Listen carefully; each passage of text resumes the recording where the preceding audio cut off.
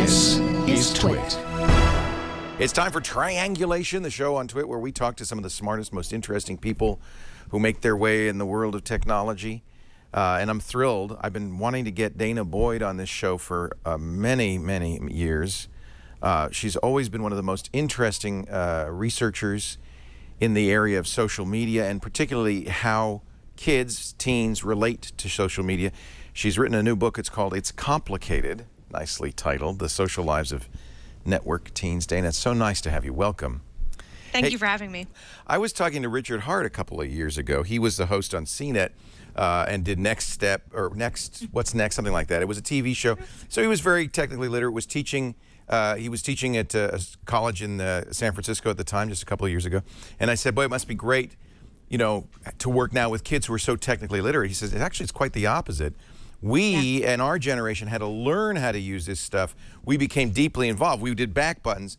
Kids that grew up with it, it's just a presence. They don't know any more about it than they do about a toaster or a microwave oven. Absolutely. And I think this is why I get so frustrated with language like digital natives, because there's this assumption that, you know, technological skill just sort of comes down from the sky, right? That if you have technology and you use it, you must know, you know, every detail about it. The teenagers that I meet, most of them can't even, you know, construct a search query and understand how the algorithms of a search engine work, let alone, you know, build something as simple as HTML or something more sophisticated using, you know, higher languages. So part of it is really tricky because we assume that young people's comfort with using these tools translates into their, you know, comfort with building them, and that's just not true.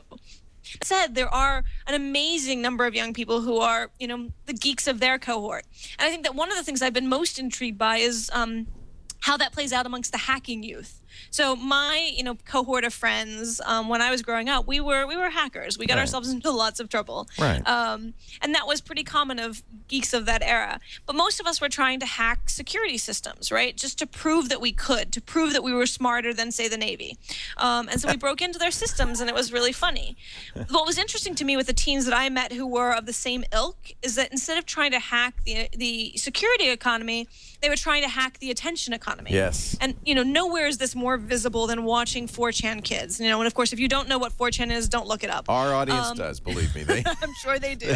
Half of them are on /B/B. Yeah. So the thing about, you know, kids that grew up in B, you know, on 4chan is that they started messing with these larger systems just to prove that they could. And of course, you know, I was absolutely delighted watching for the lulz, and you know, I was delighted watching them play with, like, say, Oprah, right? There's nothing funnier than to get Oprah to talk about something panicky from the internet that she doesn't understand. Like, it's just entertaining, right? So when she's, you know, talking about pedo bear as the next, you know, great threat to childhood, of course, everybody's having a field day, right? Or when Time magazine thinks that they can outsmart a group of, you know, young people and make certain that, you know, they can control who's hacking their list of most influential people, without realizing that they just printed, you know, a message on their paper that says, you know, marble cake, also, you know, I forget, also the joke or something, also the fun, for, you know, also the game. That's what it was. Right.